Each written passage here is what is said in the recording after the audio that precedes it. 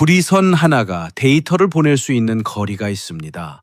몇 년 전만 해도 수미터는 갔습니다. 지금은 1미터도 안 됩니다. 속도를 올릴수록 거리가 짧아지는 거예요. 물리법칙이 벽을 세운 겁니다. 그런데 이 벽 앞에서 전 세계 반도체 회사들이 지금 완전히 다른 방향으로 달리기 시작했습니다. 전자가 아니라 빛으로 데이터를 보내겠다는 겁니다. 엔비디아는 한 달 만에 광학 및 AI 인프라 기업들에 6조 원 이상을 쏟아부었고 TSMC는 이미 양산에 들어갔습니다. 그리고 삼성전자, 파운드리 점유율이 11%에서 6.8%까지 추락한 그 삼성이 이 기술에 회사의 미래를 걸겠다고 선언했습니다. 도대체 빛의 반도체가 뭐길래 삼성은 여기에 목숨을 거는 걸까요? 이걸 이해하려면 먼저 지금 AI 데이터 센터 안에서 무슨 일이 벌어지고 있는지를 봐야 합니다. 거대한 창고를 상상해 보세요. 축구장 수십 개 크기의 건물 안에 GPU가 수만 개 꽂혀 있습니다. GPU는 AI의 두뇌예요. 챗 GPT가 한 번 대답하는데 이 두뇌 수천 개가 동시에 일을 하거든요. 문제는 이 두뇌들이 서로 대화를 해야 한다는 겁니다. 한 놈이 계산한 걸 옆에 있는 놈한테 넘기고 그 놈이 또 다음 놈한테 넘기고 이 대화가 1초에 수조 번 일어나요. 그리고 이 대화를 전달하는 게 바로 구리선입니다. 구리. 인류가 수천 년 동안 써온 금속이죠. 전기가 잘 통하고 싸고 어디서든 구할 수 있습니다. 반도체 안에서 데이터를 실어 나르는 배선도 전부 구리예요. 지금까지는 아무 문제가 없었습니다. 그런데 AI가 터지면서 상황이 완전히 달라졌어요. AI 모델의 크기가 폭발적으로 커지기 시작한 겁니다. 파라미터, 그러니까 AI가 학습하는 변수의 개수가 수천억 개, 조 단위까지 올라갔습니다. 당연히 GPU도 더 많이 필요하고 GPU끼리 주고받아야 할 데이터도 기하급수적으로 늘어났어요. 이 데이터를 구리선으로 보내야 하는데 속도를 올리면 올릴수록 구리가 버티질 못합니다.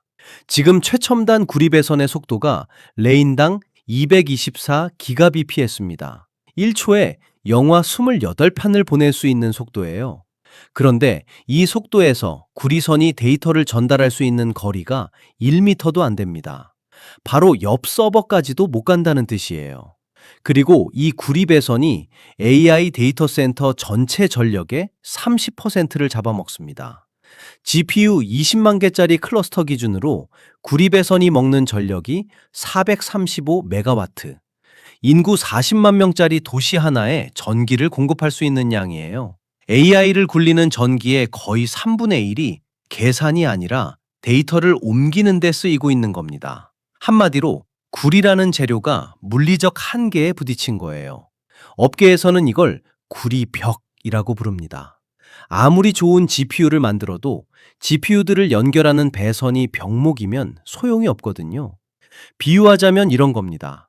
세계에서 가장 빠른 자동차 10,000대를 사다 놓고 편도 1차선 도로에 전부 밀어놓은 거예요. 차가 아무리 빨라도 도로가 막히면 끝입니다. 근데 진짜 무서운 건 이게 아닙니다. 진짜 무서운 건 이 벽이 앞으로 더 높아진다는 거예요.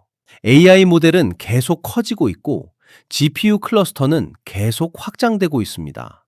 엔비디아가 2028년까지 계획하고 있는 차세대 시스템은 GPU 1152개를 하나로 묶는 구조예요. 이 규모에서 구리선으로 데이터를 전달하는 건 물리적으로 불가능에 가깝습니다. 그래서 답이 나왔습니다. 구리 대신 빛을 쓰자. 빛, 그러니까 광자로 데이터를 전달하면 어떻게 되느냐? 첫째, 거리 제한이 사라집니다. 구리는 1미터도 못 가지만 빛은 2km까지 갑니다. 2000배 차이예요. 둘째, 전력이 확 줄어듭니다. 같은 데이터를 보내는데 구리가 17와트를 쓴다면 빛은 4에서 5와트면 돼요. 전기요금이 3분의 1로 떨어지는 겁니다. 셋째, 빛은 구리처럼 열을 내뿜지 않습니다. 구리 배선에서 전기 신호가 지나가면 그 에너지가 전부 열로 바뀌거든요. 빛은 열 없이 달립니다. 이 기술이 바로 실리콘 포토닉스입니다. 쉽게 말하면 반도체를 만드는 실리콘 위에 빛이 지나다니는 초미세 고속도로를 깔아놓는 거예요. 머리카락 굵기의 100분의 1도 안 되는 길 위로 빛이 달립니다.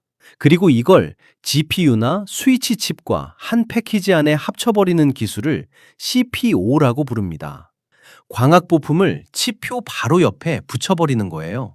데이터가 이동해야 하는 전기 경로가 수십 센티미터에서 1밀리미터 미만으로 줄어듭니다.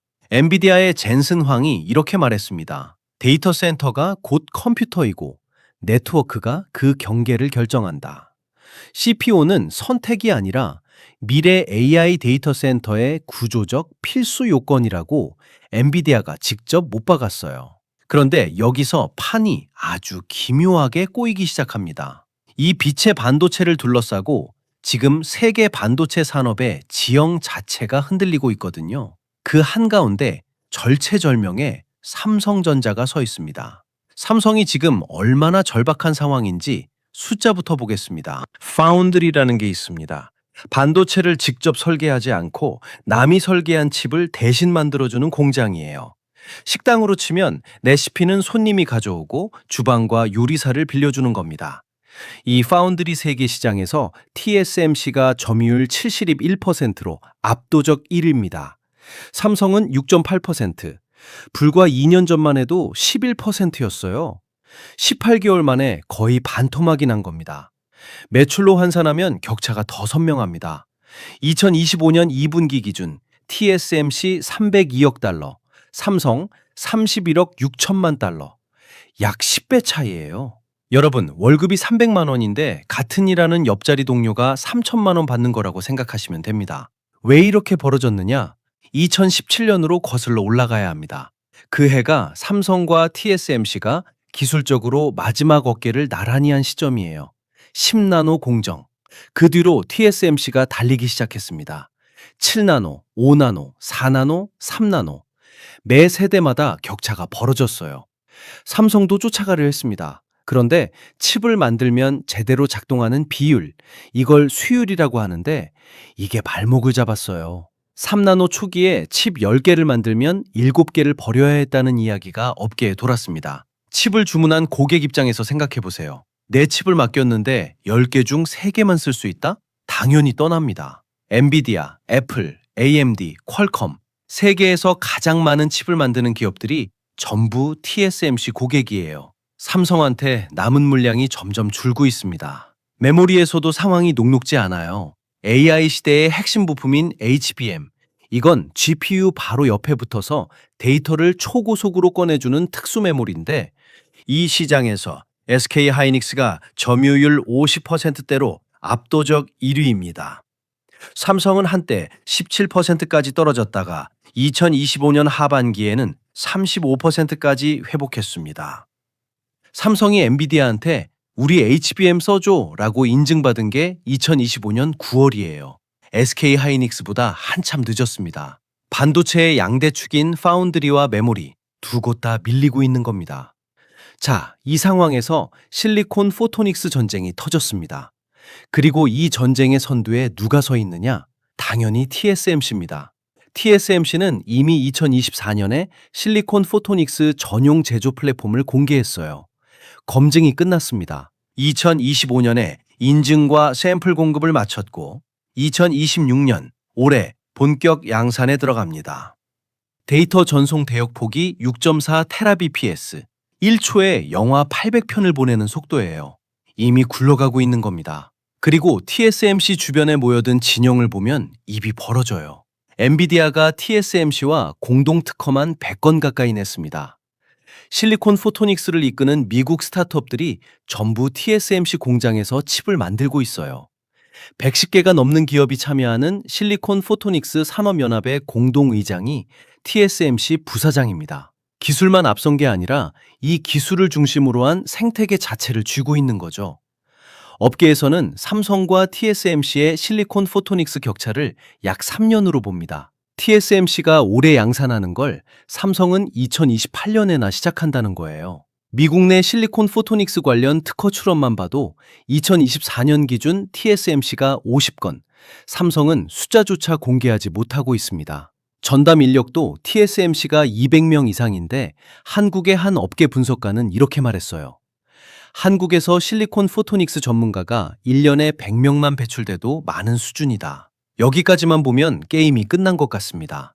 점유율도, 기술도, 생태계도, 인력도 전부 밀리고 있으니까요. 그런데요, 여기서 한 가지를 놓치면 안 됩니다. 삼성이 쥐고 있는 카드 한 장이 있거든요. 이건 TSMC가 아무리 돈을 쏟아부어도 만들 수 없는 구조적인 카드입니다. 2024년 6월 미국 산호세에서 열린 삼성 파운드리 포럼. 삼성 파운드리 사장 최시영 박사가 무대에 올라 하나를 꺼냈습니다. 턴키. 쉽게 말하면 AI 칩에 필요한 모든 걸 삼성이 처음부터 끝까지 다 해주겠다는 선언입니다. AI 칩 하나를 완성하려면 뭐가 필요한지 아십니까? 첫째, 연산을 처리하는 로직 칩이 필요합니다. 이건 파운드리가 만들어요. 둘째, 데이터를 저장하고 빠르게 꺼내주는 HBM 메모리가 필요합니다. 셋째, 이 칩들을 하나로 묶는 첨단 패키징이 필요해요. 레고 블록 여러 개를 한 판 위에 정교하게 조립하는 것과 비슷합니다. 그리고 이제 넷째가 추가됐어요. 이 칩들 사이에서 빛으로 데이터를 주고받는 실리콘 포토닉스. TSMC가 이 네 가지를 전부 제공할 수 있느냐? 못합니다. TSMC는 메모리를 만들지 않거든요. 고객이 HBM을 SK 하이닉스나 삼성에서 따로 사와야 해요. 삼성은 다릅니다. 세계에서 유일하게 이 네 가지를 한 지붕 아래서 전부 만들 수 있는 회사입니다. 메모리, 삼성이 만듭니다. 파운드리, 삼성이 합니다. 첨단 패키징, 삼성이 갖고 있어요. 실리콘 포토닉스, 삼성이 올해 플랫폼을 완성하고 2028년 양산에 들어갑니다. 이 네 개를 하나로 묶어서 고객한테 통째로 넘기겠다. 이게 턴키 전략입니다. 왜 이게 중요하냐? AI 칩이 점점 복잡해지고 있기 때문이에요. GPU 위에 HBM을 쌓고 그 옆에 빛으로 데이터를 주고받는 칩을 붙이고 이걸 전부 하나의 패키지로 묶어야 합니다. 이걸 여기저기서 따로 사서 조립하면 시간이 걸리고 부품끼리 안 맞는 문제가 생기고 비용이 올라가요. 한 회사에서 전부 해결해 준다면 생산 기간이 줄고 공급망이 단순해지고 최적화가 쉬워집니다. 이 구도를 어디선가 본 적 있지 않습니까? 2000년대 디스플레이 전쟁이 떠오릅니다. 그때 일본 샤프가 LCD 시장을 지배하고 있었어요. 기술도 앞서고 특허도 쌓여 있고 고객도 다 갖고 있었습니다. 삼성이 같은 LCD 기술로 쫓아가 봤자 이길 수 없었어요. 그래서 삼성이 선택한 게 뭐였느냐? 아예 경기장을 바꿔버린 겁니다. LCD가 아니라 OLED. 빛을 뒤에서 쏘는 게 아니라 화면 자체가 빛을 내는 완전히 다른 기술로 판을 갈아엎었어요. 결과는 아시잖아요. 샤프는 대만 폭스콘에 팔렸고 삼성 디스플레이는 세계 1위가 됐습니다. 지금 실리콘 포토닉스에서 벌어지고 있는 일이 정확히 이 구조예요. 순수 파운드리 기술력으로는 TSMC를 이길 수 없습니다. 그런데 경기장이 바뀌고 있어요. 칩만 잘 만들면 되던 시대에서 칩과 메모리와 빛을 하나로 통합해야 하는 시대로, 이 새로운 경기장에서는 삼성만 가진 수직 통합 구조가 무기가 될 수 있습니다. 물론 카드를 쥐고 있다는 것과 그 카드를 제대로 쓸 수 있다는 건 완전히 다른 이야기입니다. 삼성의 최근 성적표를 보면 불안해지는 게 사실이거든요. HBM 인증이 늦었던 것, 3나노 수율 문제, 고객 이탈, 신기술을 양산하겠다고 선언하고 실제로 해낸 것 사이에 간극이 있었습니다. 그래서 2028년 실리콘 포토닉스 양산이라는 목표도 업계 일각에서는 마감이라기보다는 시험대라고 보는 시선이 있어요. 생태계도 문제입니다. TSMC 주변에는 엔비디아를 비롯해서 실리콘 포토닉스를 이끄는 핵심 기업들이 전부 모여 있잖아요. 삼성의 파트너는 브로드컴 정도가 사실상 유일합니다. 아무리 좋은 주방을 차려놔도 그 주방에서 요리를 시키러 오는 손님이 없으면 식당은 텅 비거든요. 그런데요, 바로 이 지점에서 삼성이 조용히 판을 깔고 있었습니다. 2026년 3월 17일 미국 LA 세계 최대 광통신학회에서 삼성 파운드리가 역사상 처음으로 실리콘 포토닉스 시장에 뛰어들겠다고 공식 선언했습니다. 그냥 하겠다가 아니에요. 12인치 웨이퍼 공정 기반 생산 준비가 완료됐고 고객이 칩 설계도를 가져오면 바로 만들 수 있는 상태까지 갖춰놨다고 발표한 겁니다. 핵심 성능도 검증을 마쳤어요. 벨기에의 세계적 반도체 연구소 IMEC에서 테스트한 결과 빛을 이용한 데이터 전송 속도가 웨인당 224GBps. 아까 구리가 버티지 못하는 바로 그 속도를 삼성이 빛으로 구현해낸 겁니다.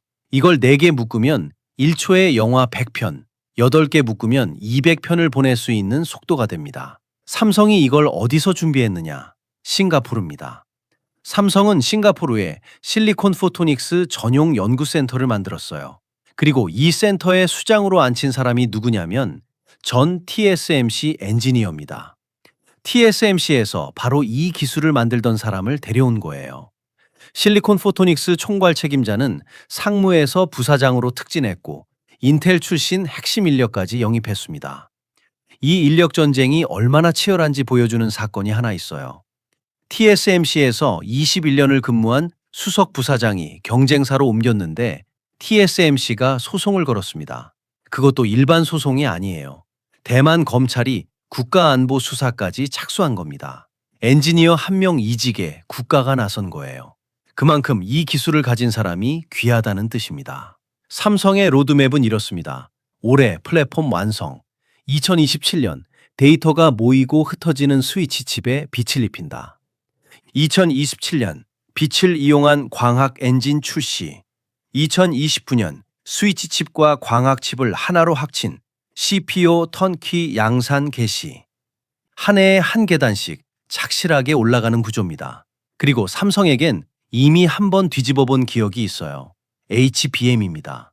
SK 하이닉스가 HBM 시장을 열었을 때 많은 사람들이 삼성을 같은 논리로 깎아내렸습니다. 늦었다, 인증이 밀렸다, 격차가 너무 크다. 그런데 삼성은 다음 세대인 HBM4에서 엔비디아 테스트 최고점을 기록했다고 발표했어요. 업계 표준 속도가 8GBps인데 삼성이 11.7GBps를 찍은 겁니다. 46%를 넘어선 거예요. 느리게 출발했지만 다음 세대에서 뒤집는 패턴. LCD에서 OLED로 경기장을 바꿔 일본을 넘었던 것처럼 HBM에서도 다음 세대에서 치고 올라온 것처럼 삼성이 실리콘 포토닉스에서 같은 시나리오를 그리고 있는 겁니다. 한 발짝 뒤로 물러서서 지금 벌어지고 있는 일의 규모를 보면 이건 삼성 대 TSMC의 싸움만이 아닙니다. 컴퓨터라는 기계의 내부 구조 자체가 바뀌고 있는 거예요. 50년 동안 전자가 하던 일을 빛이 대체하기 시작한 겁니다. 엔비디아가 한 달에 8조 원을 쏟아부은 건 단순 투자가 아닙니다. 다음 시대에 인프라를 깔겠다는 선언이에요. 실리콘 포토닉스 시장이 지금 약 2에서 3조 원 규모인데 2030년이면 10조 원 이상으로 성장할 것으로 예측되고 있습니다. 5년 만에 4에서 5배 성장이에요. 여기에 CPO 모듈, 광 트랜시버 등 주변 생태계까지 합치면 그 규모는 훨씬 커집니다. 이 거대한 전환의 한가운데서 삼성전자는 세계에서 유일하게 메모리와 칩 제조와 패키징과 빛을 한 손에 쥔 회사로 서 있습니다. 카드는 있어요. 문제는 이 카드를 제때 제대로 꺼낼 수 있느냐는 겁니다. LCD를 버리고 OLED로 갈아탔을 때 삼성 안에서도 미쳤다는 소리가 나왔다고 합니다. 검증 안 된 기술에 수조 원을 쏟아붓는 게 말이 되느냐고. 그런데 그 선택이 일본의 40년 디스플레이 왕조를 무너뜨렸어요. 지금 삼성이 서 있는 자리가 그때와 닮았습니다. 파운드리에서 TSMC를 같은 기술로 이기는 건 사실상 불가능해요. 하지만 경기장 자체가 바뀌는 지금 세계에서 유일한 구조를 가진 회사가 그 전환점을 잡을 수 있느냐 없느냐, 이건 삼성전자만의 이야기가 아닙니다. 한국 반도체 산업의 다음 10년이 이 선택에 달려 있어요. 구리의 시대가 저물고 있습니다. 빛의 시대가 열리고 있어요. 그리고 그 문 앞에서 삼성이, 대한민국이 어떤 선택을 하느냐를 전 세계가 지켜보고 있습니다. 여러분은 어떻게 생각하십니까? 삼성은 이 판을 뒤집을 수 있을까요? 여러분의 생각을 댓글로 남겨주세요.